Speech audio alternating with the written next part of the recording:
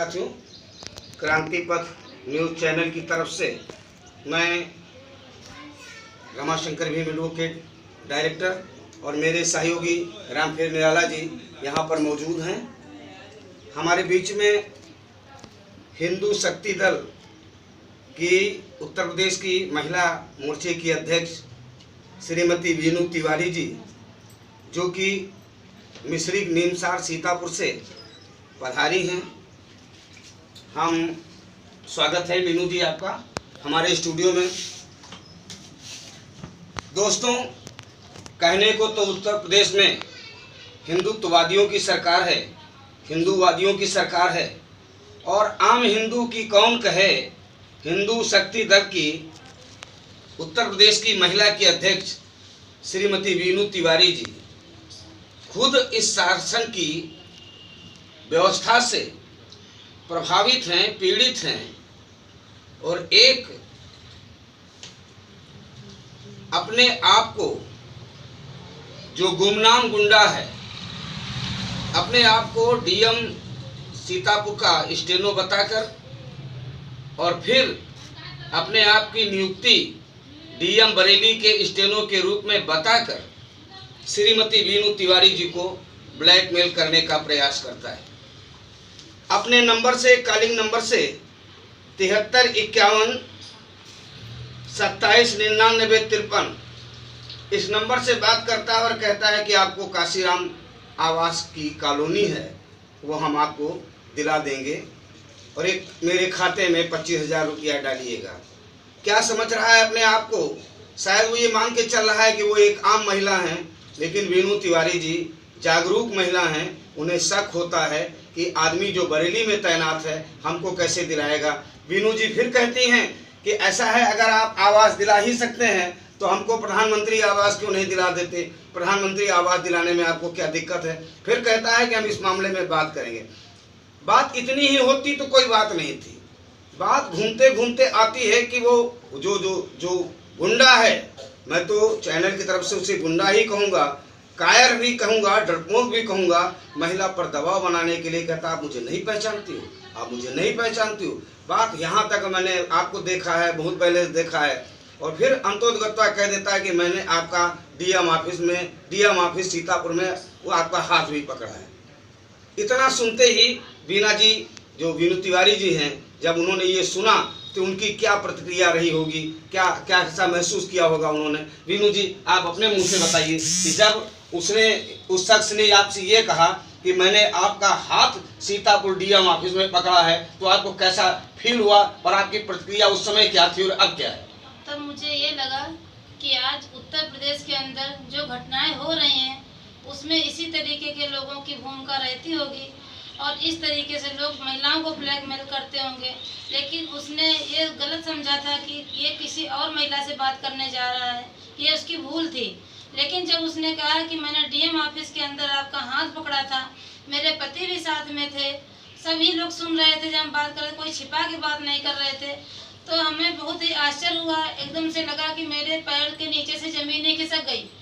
मुझे बहुत ही आत्मसम्मान को अपने ठेस पहुँची कि एक डीएम ऑफिस के अंदर अगर इसने हाथ पकड़ा है तो साल 2 साल पहले का अगर हम रिकॉर्ड निकलवाएंगे, कैमरा लगे होते हैं, शायद निकल ही आएगा किसने मेरा हाथ पकड़ा। हम इसको पहचानेंगे जरूर, इसके हम खोजबीन जरूर करेंगे। ये इसके बाद जो है, जब इस तरह की इंफॉर्मेशन उसने कहा, इस तरह की प्रतिक्रिया दी, तो आपने संबंधित थाना अध्यक्ष मिश्री को आपने कोई सूचना दी? तुरंत उनके सीओजी नंबर पर हमने सूचना दी। हमने कहा सर ऐसा ऐसा घटना मेरे साथ हुआ है, तो उन्होंने छूटते ही सुनने के पहले ये कह दिया क्या घटना हुआ है।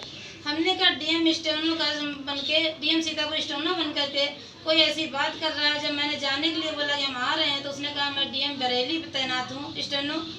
ऐसा है कि आपको काशीराम जो कॉलोनी की बात हुई थी, तो अगर चाहो तो अब भी हम आपको दे सकते हैं। तो मैंने उससे साफ मना कर दिया, मैंने कोई भी काशीराम कॉलोनी की बात नहीं करी है। तो उसने हमको फिर गुमराह करने की कोशिश की और कहा कि ऐसा है कि आप भूल रही हैं, आप फिर याद करिए।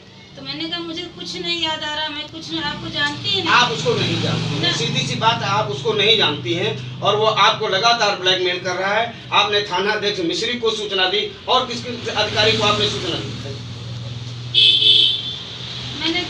जिलाधिकारी व एसपी सीतापुर को भी सूचना दिखाइए, उसको दिखाइए। हाँ, जिलाधिकारी, अच्छा, जिलाधिकारी व एसपी सीतापुर। और किसको सूचना दिया? मैंने पुलिस महानिदेशक को उत्तर प्रदेश, हाँ ठीक है, इनको भी दिया। हाँ।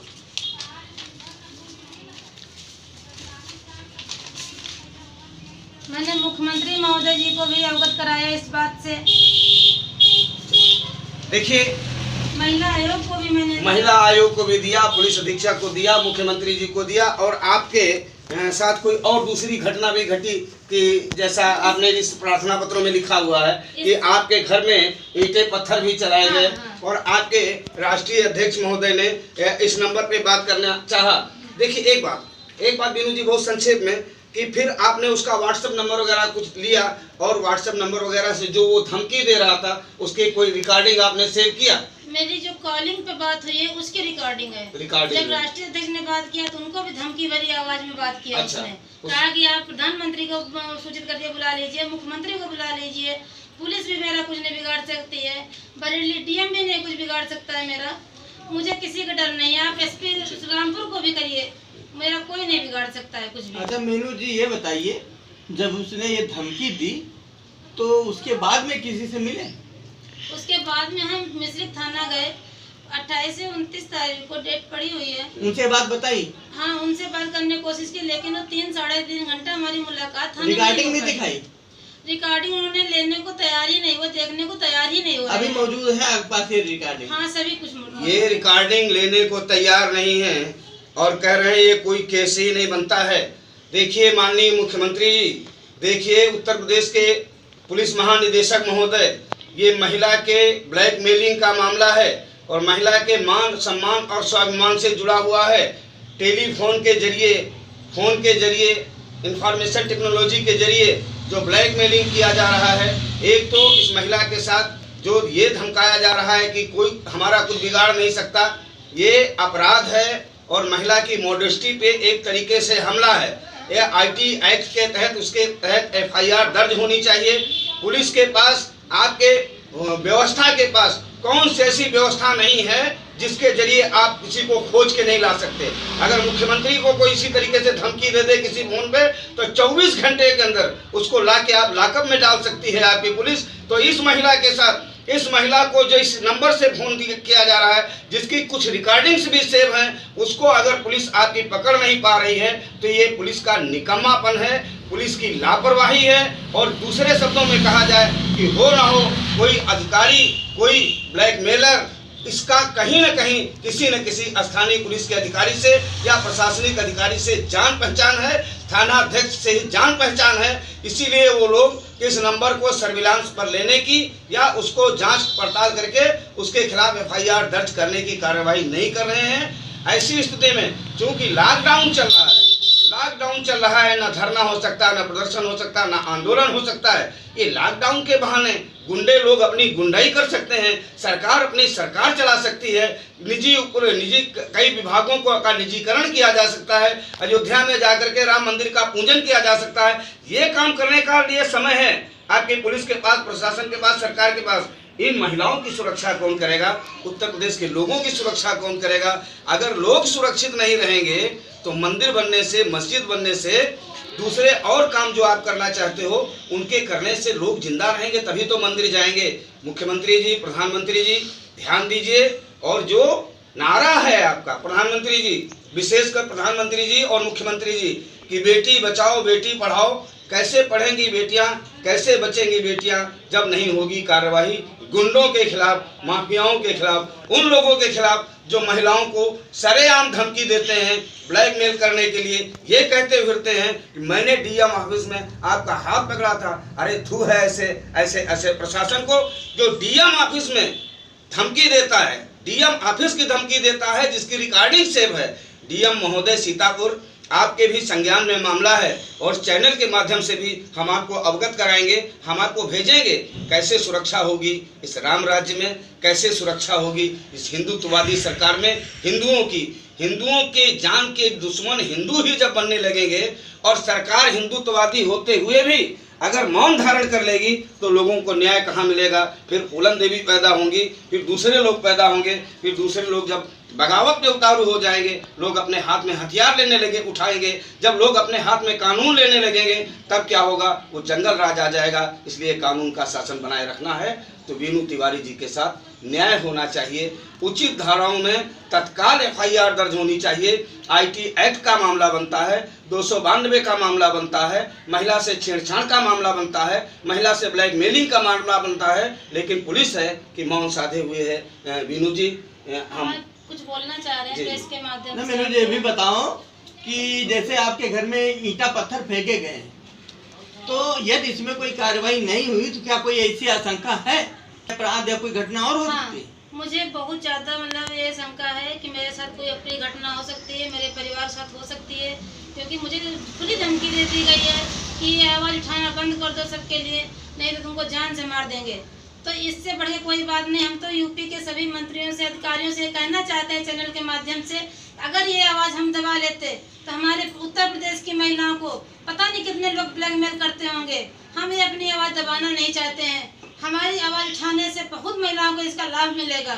ऐसे ब्लैकमेलर जो आज उत्तर प्रदेश के अंदर घुसे हुए हैं, जो अधिकारियों की आड़ में इस समय इधर उधर घूम रहे हैं, ये सबके सामने आने चाहिए, इसका पर्दाफाश होना चाहिए, इसकी जांच होनी चाहिए। बहुत धन्यवाद। आप अकेली वीनू तिवारी नहीं हैं, आप महिलाओं की आवाज़ हैं और आपके साथ अगर इंसाफ नहीं हो पाता है तो फिर क्या उम्मीद की जाए कि महिलाओं के साथ सरकार इंसाफ कर पाएगी, व्यवस्था न्याय दे पाएगी। आपकी आवाज़ हम चैनल के माध्यम से प्रधानमंत्री जी को, मुख्यमंत्री जी को और पूरे देश के सामने रख रहे हैं और हम उम्मीद करते हैं कि प्रशासन हरकत में आएगा और आपको न्याय मिलेगा। अगर न्याय नहीं मिलता है तो फिर एक लंबी लड़ाई के लिए तैयार रहना होगा। हम चैनल की तरफ से आपके साथ हैं। धन्यवाद, नमस्कार।